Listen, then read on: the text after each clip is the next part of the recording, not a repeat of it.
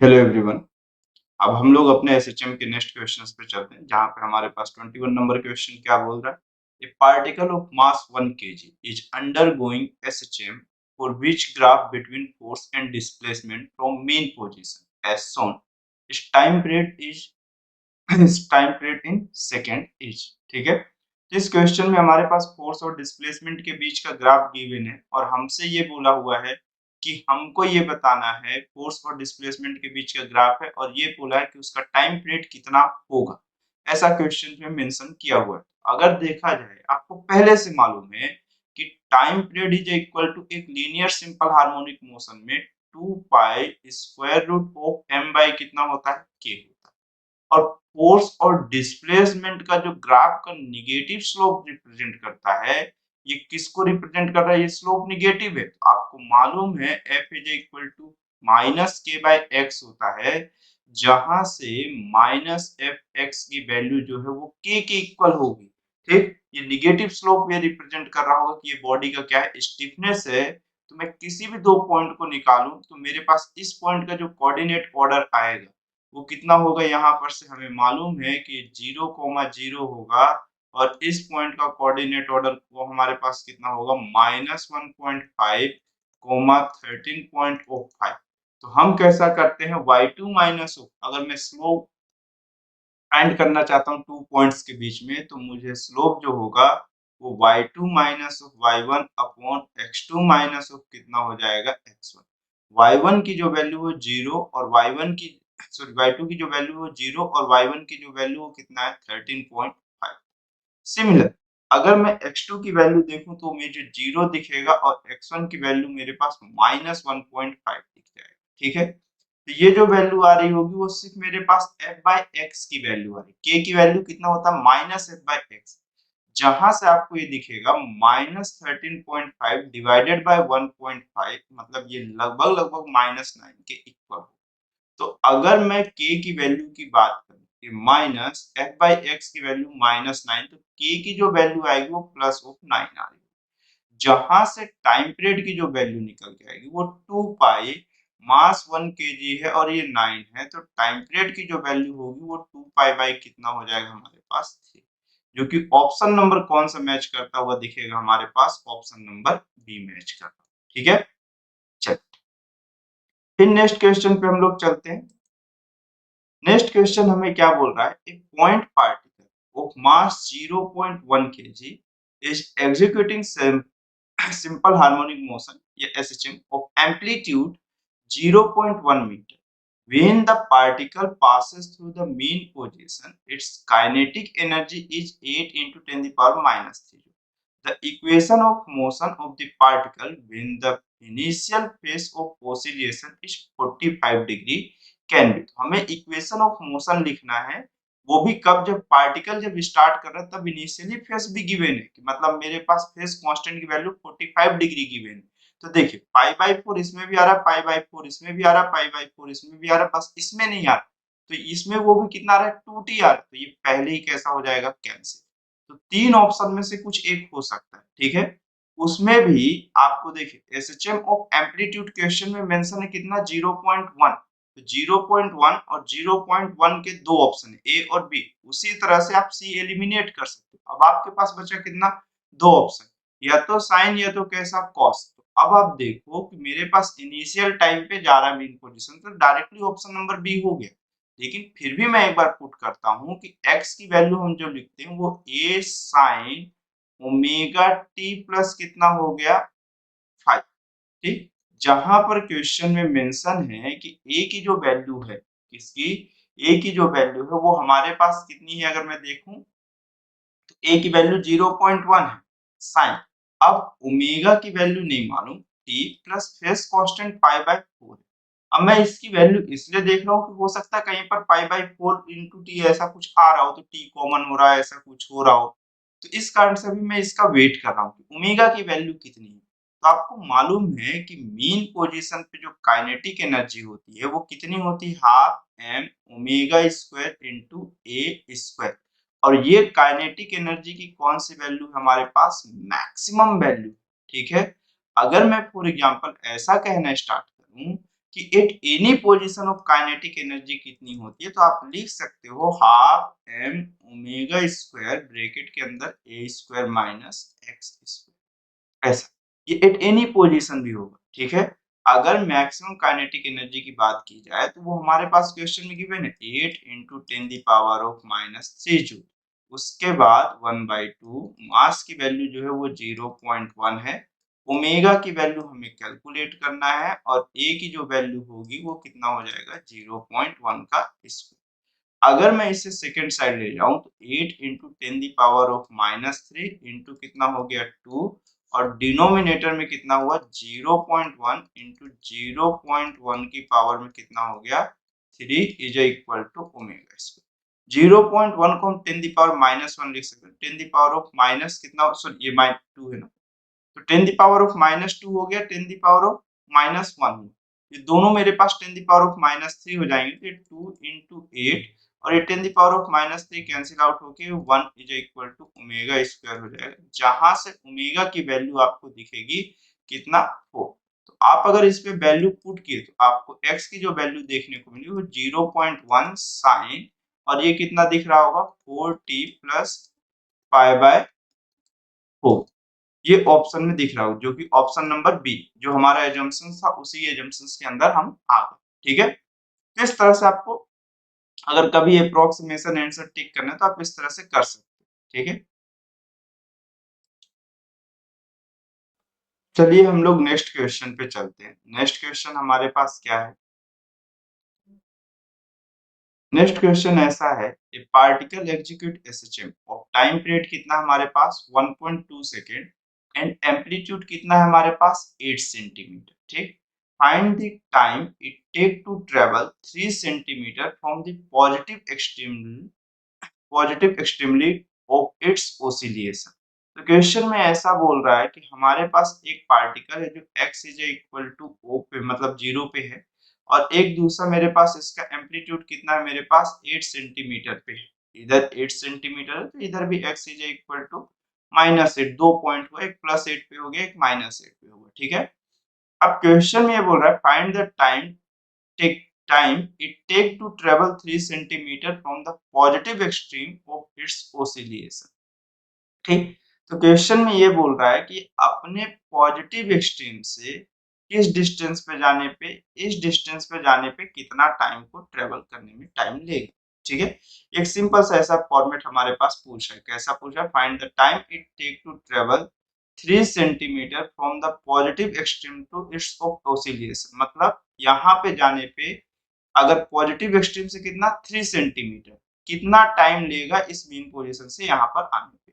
अगर ये positive extreme से 3 है और इसका एम्पलीट्यूड 8 है तो यहाँ से जो इसकी डिस्टेंस वो हमारे पास कितनी है 5, ठीक। अगर ये हमारे पास 5 है तो इसमें से अगर हम वैल्यू फाइंड करना स्टार्ट किए, ठीक है, हमारे पास टाइम पीरियड की वैल्यू गिवन है क्वेश्चन में कि ये 1.2 सेकेंड और एम्पलीट्यूड की वैल्यू क्वेश्चन में गिवन है कि हमारे पास 8 सेंटीमीटर। तो अगर मैं इस इक्वेशन का यूज करूं कि x is equal to a sine और ये कितना हो जाए ओमेगा t प्लस ओ 5, ठीक है। इस तरह से अगर मैं क्वेश्चंस पे स्टार्ट करूं तो आपको मालूम है कि mean position find the time it take to travel 3 centimetre from the positively extreme of its oscillation, sorry positively extreme से यहां तक जाने में कितना टाइम लगेगा। तो देखो एक्स एक्सिस से इसकी डिस्टेंस कितना है 5 है, कोई बात नहीं वो और आसान क्वेश्चन हो गया, ठीक है। और स्टार्ट कहां से कर रहा है पॉजिटिव एक्सट्रीम से कर रहा है, तो पॉजिटिव एक्सट्रीम से अगर स्टार्ट कर रहा होगा तो मेन पोजीशन से पॉजिटिव एक्सट्रीम तक के बीच का जो एंगल होता है वो कितना होता है π/2। एम्पलीट्यूड कितना हमारे पास 8 और ये कितना हो गया साइन ओमेगा की वैल्यू अगर मैं देखूं तो ओमेगा इज इक्वल टू हमारे पास होता है 2π/o t। तो जहां से ये मुझे दिखा 2 पाई और टाइम पीरियड की वैल्यू 1.2 इंटू टी और प्लस 5 की वैल्यू कितना हो जाएगा, ये हमारे पास एक्सट्रीम पोजीशन से स्टार्ट कर रहा है मतलब फेज कांस्टेंट ऐड है π/2। तो अगर मैं इसे देखूं तो ये 5/8 इज इक्वल टू साइन कितना हो जाएगा आपके पास ये 20/12 पाई इंटू टी प्लस π/2 हो गया। जहां से आप इसे देख सकते हैं कि ये आपके पास कितना हो गया 5/8 और साइन 90 प्लस थीटा है समथिंग, तो इससे मैं कितना लिख सकता हूँ, सेकेंड क्वाड्रेंट में साइन पॉजिटिव होता है तब मैं इसे पॉजिटिव कॉस थीटा लिख सकता हूँ। अगर इस थीटा को मैं सिंप्लीफाई कर लेता हूँ तो ये मेरे पास कितना हुआ 5 4 जा और ये 3 4 जा, ये 5 पाई बाय ओ कितना हो गया 3 इंटू कितना हो गया, ठीक।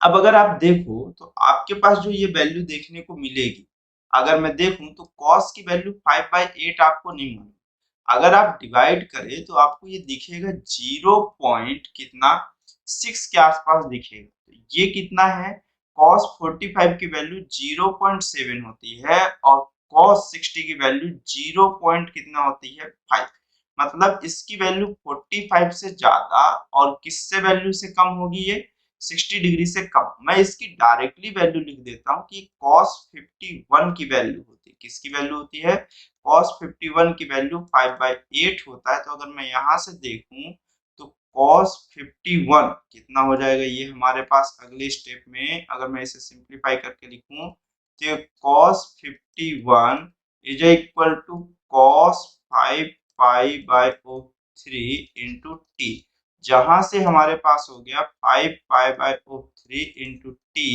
Is equal to 51। अगर आप इसे कंप्लीटली सॉल्व करेंगे, पाई की वैल्यू ऑफ आप कितना रख के देख लीजिए, या तो 22 बाई ऑफ 7 पुट कर लीजिए, या तो फिर आप सिंपल सा ये समझिए कि मेरे पास कितना हो सकता है, देखिए आप इसको 22 बाई 7 पुट करने से बेटर है कि इसे अगर आप कंप्लीटली सॉल्व करेंगे तो आपको जो टाइम की वैल्यू होगी वो 0.17 सेकेंड देखने को मिलेगा। ये क्वेश्चन नंबर 23 का कितना हो जाएगा। अब देखो अगर आप इसे सिंप्लीफाई भी करोगे तो आपको एक ही ऑप्शन लगभग लगभग यही आसपास दिखेगा, मैं डायरेक्टली आंसर लिख दे रहा हूँ। ऑप्शन नंबर इसका कौन सा करेक्ट हो जाएगा, सी। कैलकुलेशन है, कैलकुलेशन तो आप भी कर ही सकते हो, ठीक है। चलो फिर नेक्स्ट क्वेश्चन पे हम लोग चलते हैं।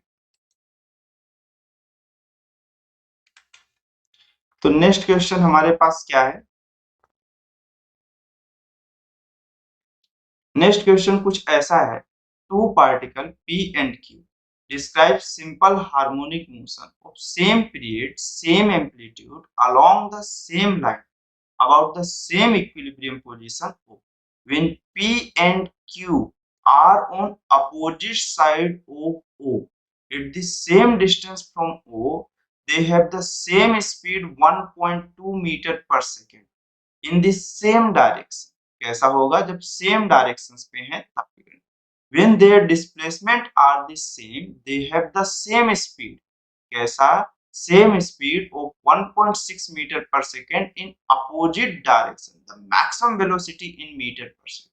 तो क्वेश्चन में ऐसा मेंशन कर रहा है कि एक पार्टिकल है जो कि मेरे पास एक पॉइंट P है और एक पॉइंट Q है, जो x is equal to O के एक लेफ्ट साइड होगा और एक कैसा होगा राइट साइड होगा, और दोनों में मेरे पास कैसा सेम डिस्प्लेसमेंट है, एक पॉजिटिव साइड है एक निगेटिव है, मतलब अपोजिट है, डिस्प्लेसमेंट कैसा है अपोजिट है, बट दोनों की वेलोसिटी सेम, मतलब दोनों का डायरेक्शन ये कितना अपने निगेटिव एम्पलीट्यूड से मीन पोजीशन में जा रहा है, और ये मीन पोजीशन से कौन से पे जा रहा है पॉजिटिव एक्सट्रीम पोजीशन पे। तो अगर आप इसका इस तरह से फेज डायग्राम ड्रॉ करो तो आपको कुछ ये इस तरह से देखने को मिलेगा, तो ये लगभग लगभग इधर हो। अब दोनों अगर सेम डिस्प्लेसमेंट में, मतलब दोनों का making of angle with x axis कैसा होगा सेम होगा, मीन पोजीशन से मेकिंग ऑफ एंगल दोनों का कैसा होगा सेम।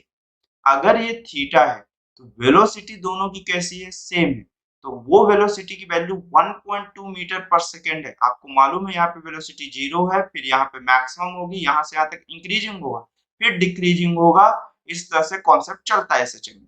तो अगर आपके पास ये थीटा है तो आपको पोजीशन की वैल्यू मालूम है कि x is equal to a sin omega t plus of कितना होता है 5, और मीन पोजीशन से एंगल है तो ये 0 हो जाएगा।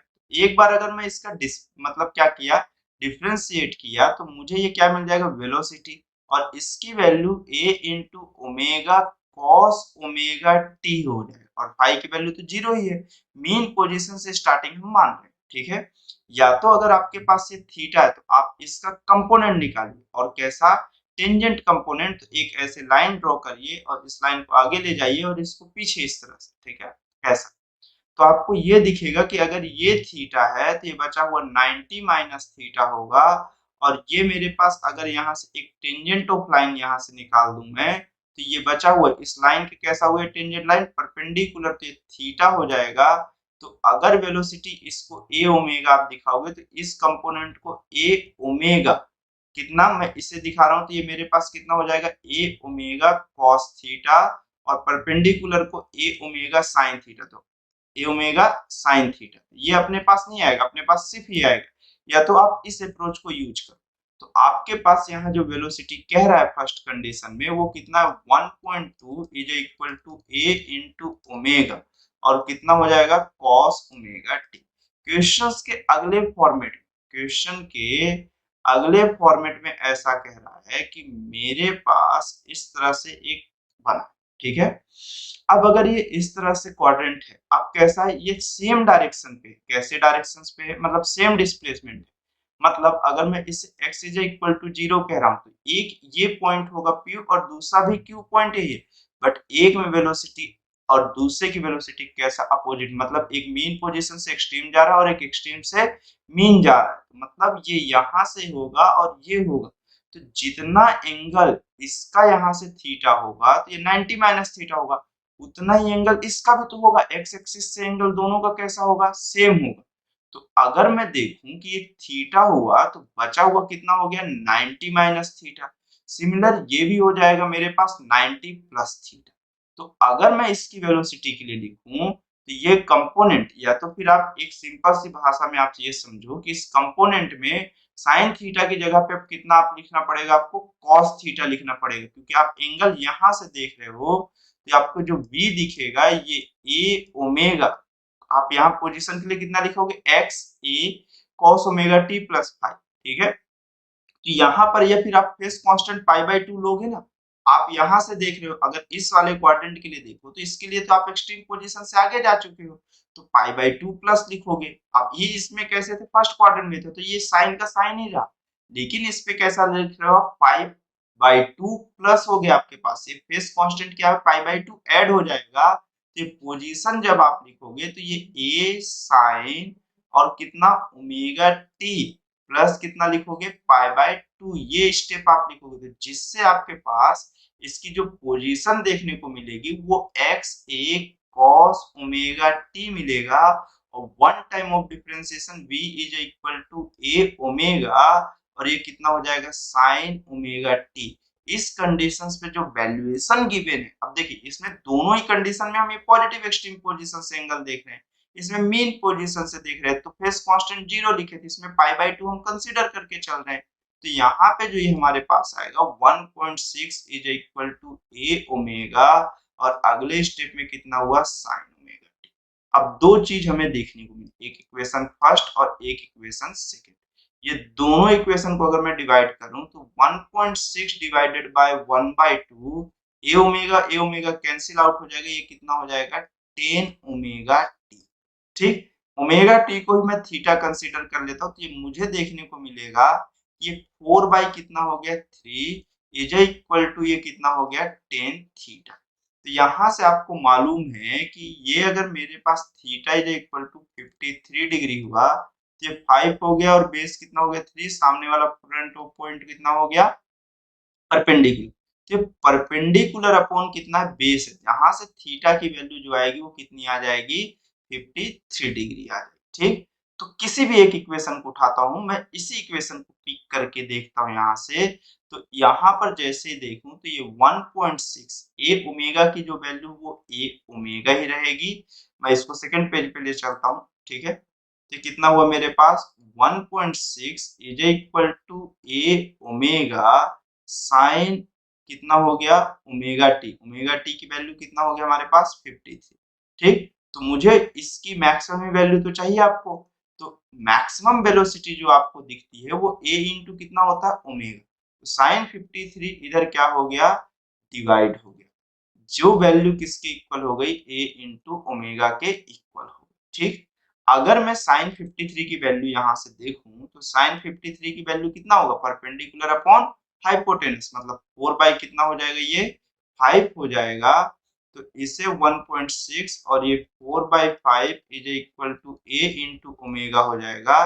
तो 8/4 is equal to A into omega, मतलब ये कैंसिल आउट होगा तो ये 2 हो जाएगा। तो जो मैक्सिमम वेलोसिटी दिखेगी वो 2 कितना होगा मेरे पास, सेंटीमीटर पर सेकेंड, या जो भी मेरे पास मीटर पर सेकेंड में चल रहा है, मीटर पर सेकेंड में चल रहा है। ठीक है, तो ऑप्शन नंबर जो इसका करेक्ट होगा वो कौन सा ऑप्शन करेक्ट होगा हमारे पास, ऑप्शन डी करेक्ट हो जाएगा। ठीक है, चल फिर नेक्स्ट क्वेश्चन पे चलते हैं। हम किस क्वेश्चन पे चलते हैं, नेक्स्ट क्वेश्चन पे। तो नेक्स्ट क्वेश्चन कौन सा हमारे पास 25 नंबर का क्वेश्चन होगा। ठीक है, चल तो 25 नंबर का क्वेश्चन हमें क्या कहता है, कि particle perform SHM with time period T and amplitude A, the mean velocity of the particle over the time interval during which it travel a distance a by 2 from extreme position।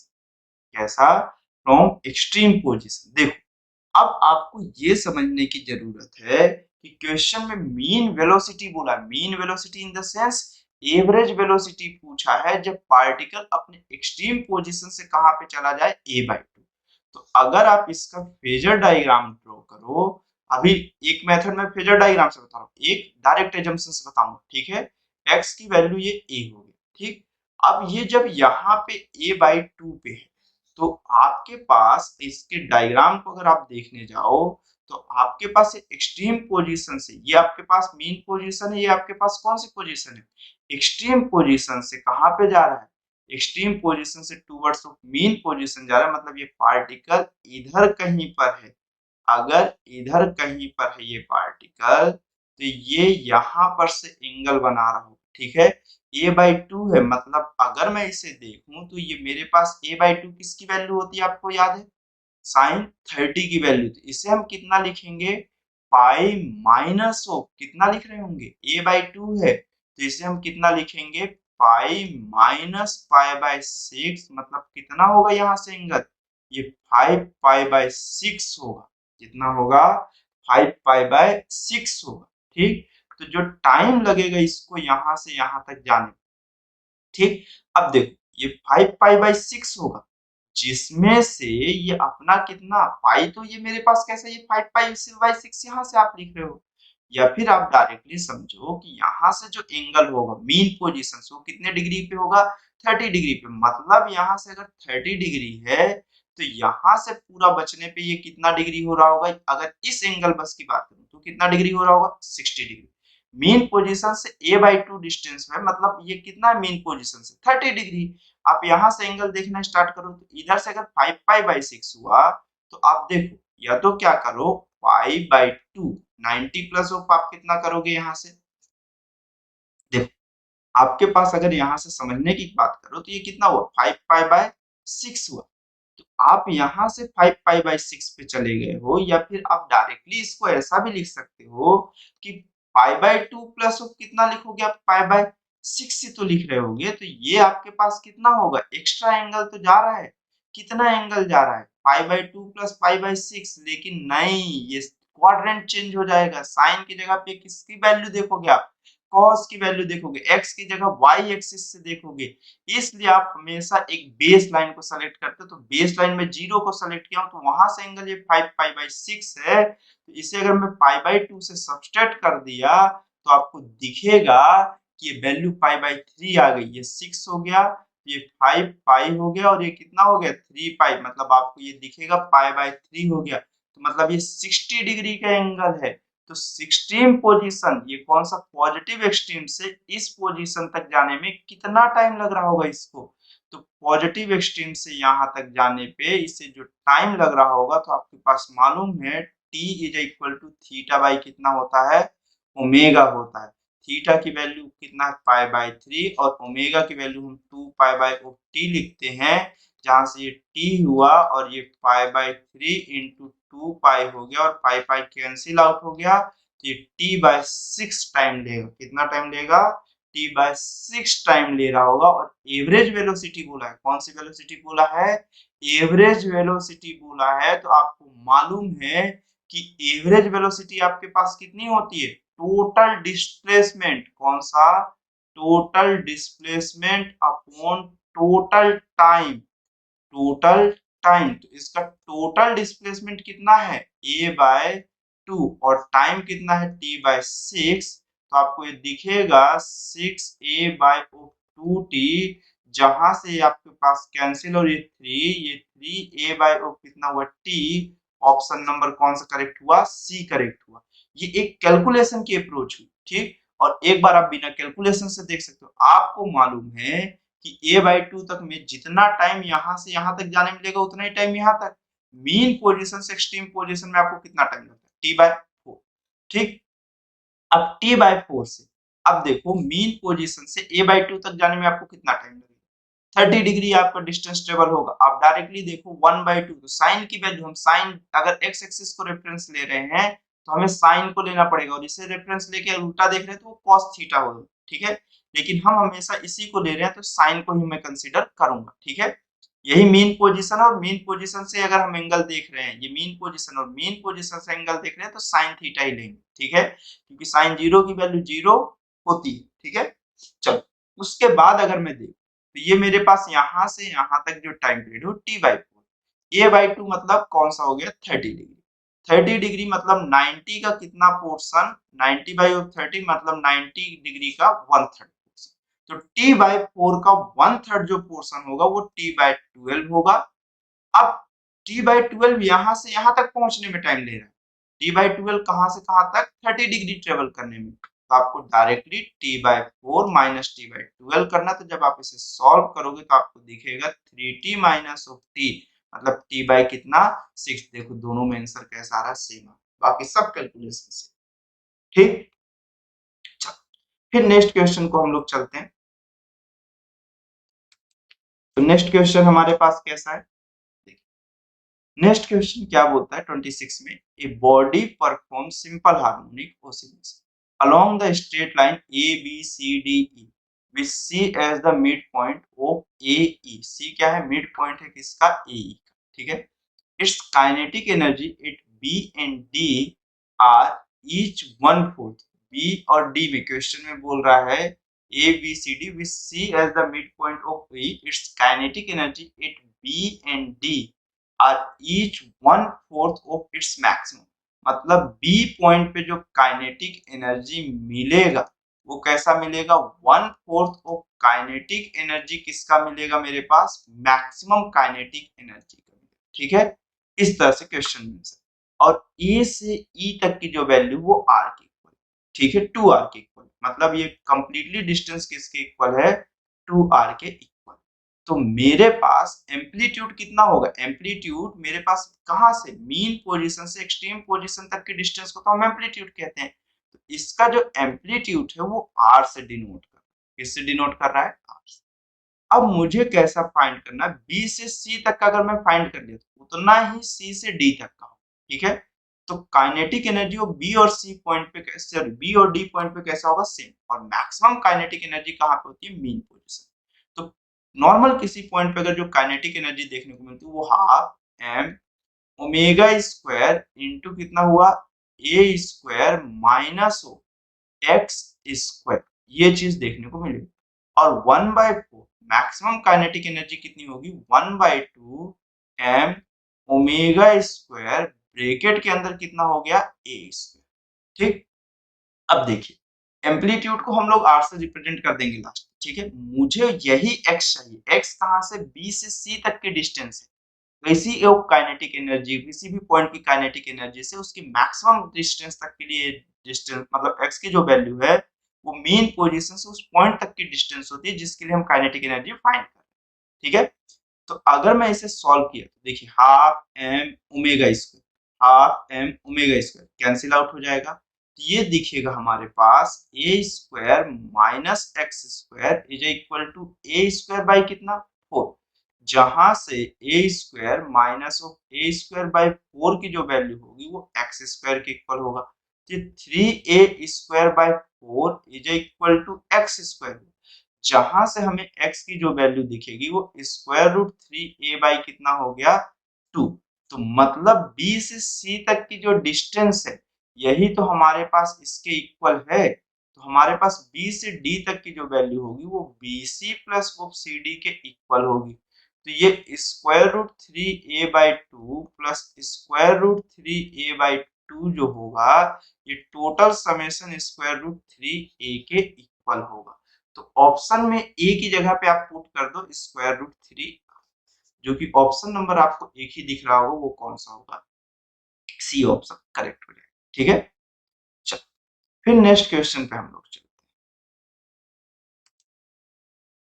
हैं। Next question हमारे पास कैसा है, ए toy car of mass small m is having two similar rubber ribbon attached to it as shown in figure. The force constant of each rubber ribbon is k and surface is frictionless, और उसका surface कैसा है हमारे पास, frictionless. The car is displaced from mean position by x centimeter and released at the mean position.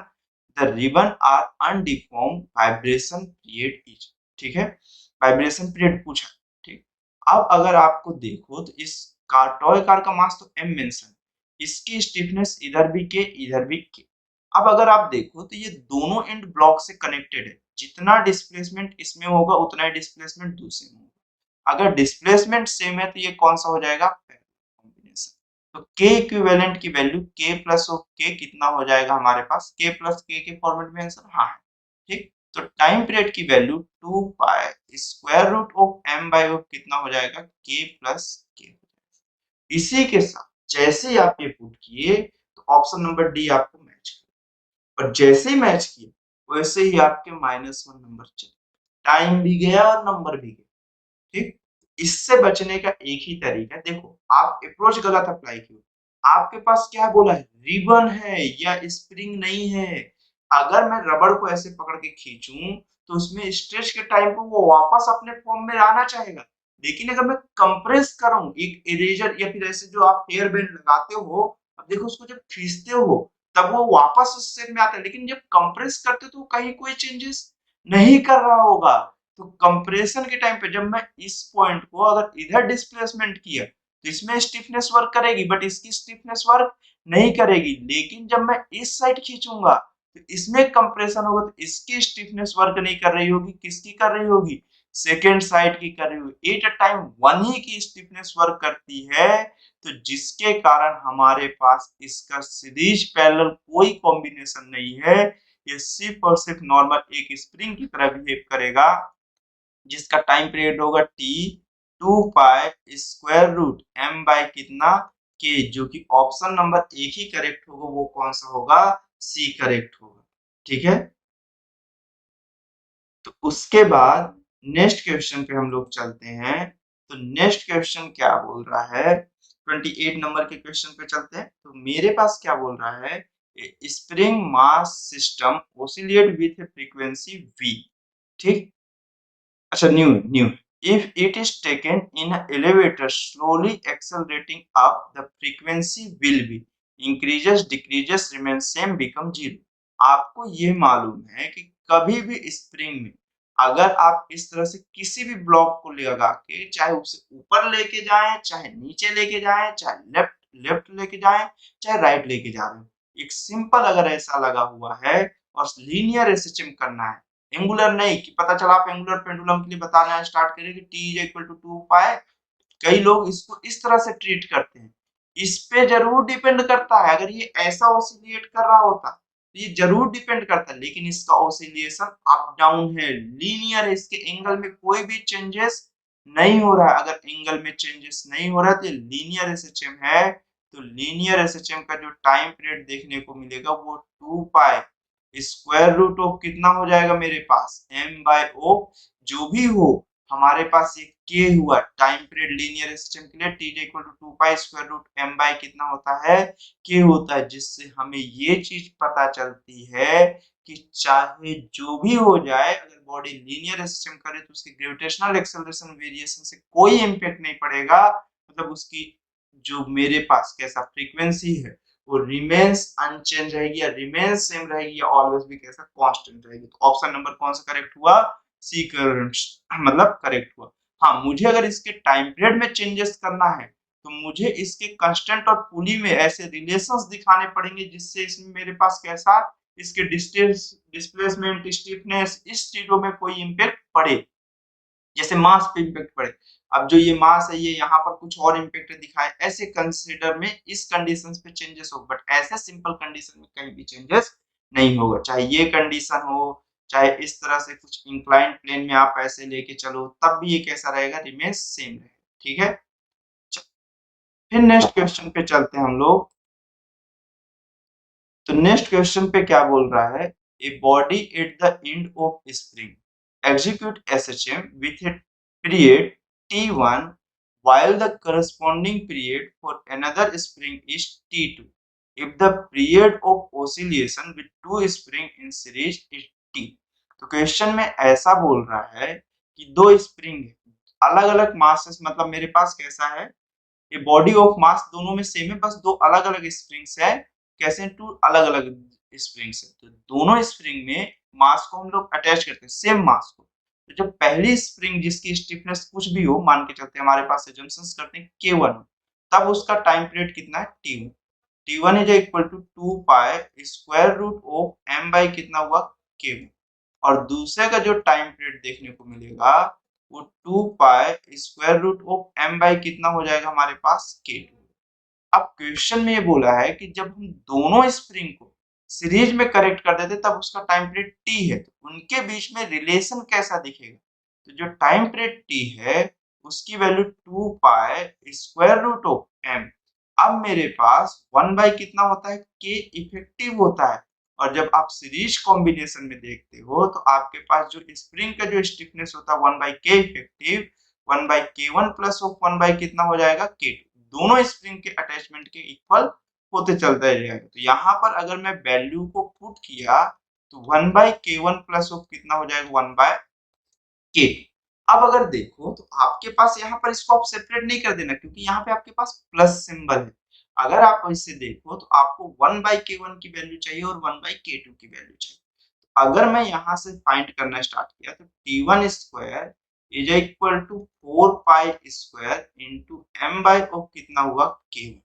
और T2 का जो square होगा वो 4 pi square into of m by of कितना हो जाएगा, K2।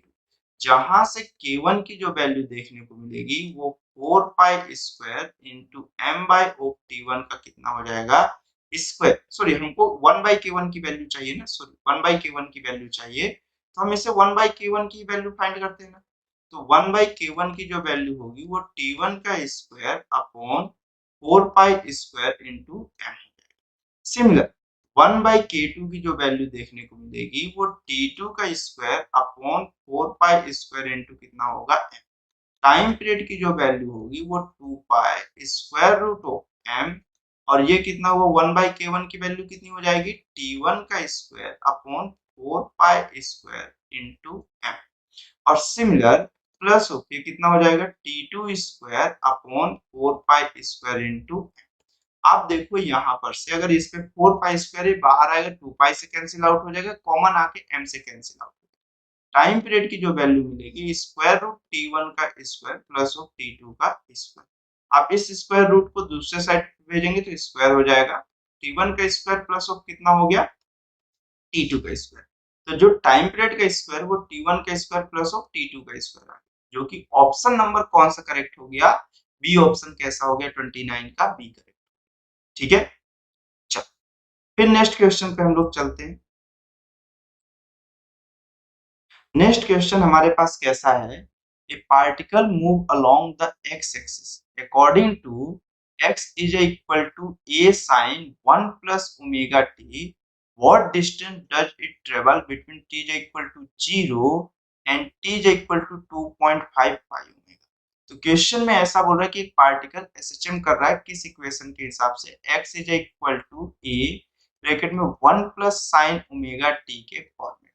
तो क्वेश्चन में ये बोल रहा है कि t इक्वल टू 0 से 2.55 ओमेगा तक जब पहुंचेगा तब वो कितना डिस्प्लेसमेंट चलेगा, कितनी डिस्प्लेसमेंट नहीं बोला, डिस्टेंस बोला, कितना डिस्टेंस वो ट्रेवल करेगा। तो अगर आप इसे देखो तो x is equal to a plus a sine omega t आपको नहीं दिख रहा क्या, हाँ, अगर ये दिख रहा है तो ये बता रहा है कि अब जो पार्टिकल ओसिलेट अपनी मेन पोजीशन के क्रॉस नहीं कर रहा, वो ये डिस्टेंस के बात कर रहा है। और जब इधर है तो अगर मैं इस लाइन को देखूं तो यहाँ पर जो टाइम बोला है वो कितना बोला है हमारे पास 2.5 पाई ओमेगा बोला है। ये तो आपके पास गड़बड़, आप 2 पाई बाय ओमेगा जानते हो, 2.5 बाय ओमेगा थोड़ी जानते हो कि टाइम पीरियड के इक्वल। ठीक, तो टाइम कितना है, तो अगर आप इस टाइम को ब्रेक करो तो आप 2 पाई प्लस 0.5 पाई नहीं लिख सकते क्या? डिनोमिनेटर में ओमेगा ओमेगा, आपको ये दिख रहा होगा कि ये तो टाइम पीरियड के इक्वल हो गया। और अगर आप इसे देखो तो इसे तो 1/2 पाई बाय ओमेगा लिख सकते हो। आपको अगर ऊपर कहीं से 2 मिल गया तो आपका काम बन जाएगा, तो ऊपर आप 2 का मल्टीप्लीकेशन और क्या कर दो, डिवीजन। तो is equal to T plus of 2 pi by omega, और ये कितना हो गया 4। या तो आप इसे क्या कहोगे, T plus of T by 4, या तो आप यहीं से देख के समझ जाओगे 0.5 ओमेगा मतलब टाइम पीरियड का कितना, अगर 2 पाई लग रहा है तो टाइम पीरियड का 2 पाई मतलब अगर मेन पोजीशन से मैं स्टार्ट कर रहा हूं तो पहले एक्सट्रीम पोजीशन 0.5, फिर 0.5, फिर 0.5, फिर 0.5, तो ये 2 पाई ओमेगा नहीं हो जाता, 2 पाई बाय ओमेगा। तो आपको मालूम होना चाहिए कि ये मेरे पास किसके इक्वल होगा, टी बाय 4 के इक्वल हो, टाइम पीरियड का 1/4 पोर्शन। तो क्वेश्चंस पे पहले ये बोला है कि मेरे पास कितना t प्लस टी बाय 4, तो पहले t टाइम पीरियड जब ये डिस्टेंस ट्रेवल करेगा तब की कंडीशंस पे ये कितना एम्पलीट्यूड, ये भी एम्पलीट्यूड के इक्वल, ये भी एम्पलीट्यूड के इक्वल और ये भी एम्पलीट्यूड के इक्वल, ये चारों कंडीशंस पे टोटल कितना 4 डिस्टेंस ट्रेवल करेगा। कितना डिस्टेंस ट्रेवल करेगा, 4। लेकिन एक t बाय 4 और है, ये थोड़ा सा और आगे जाएगा तो यहाँ पर भी एम्पलीट्यूड के इक्वल डिस्टेंस ट्रेवल करेगा, मतलब टोटल कितना हो गया 5। तो आई होप आपको यहाँ पर ये समझ में आया होगा। आप इसे प्रैक्टिस करो, ज्यादा टफ एसएचएम का चैप्टर नहीं होता है, आपको बस थोड़ा सा दिमाग लगाना और सॉल्व होने स्टार्ट हो जाएगा। ठीक है, ओके, थैंक्स फॉर वॉचिंग।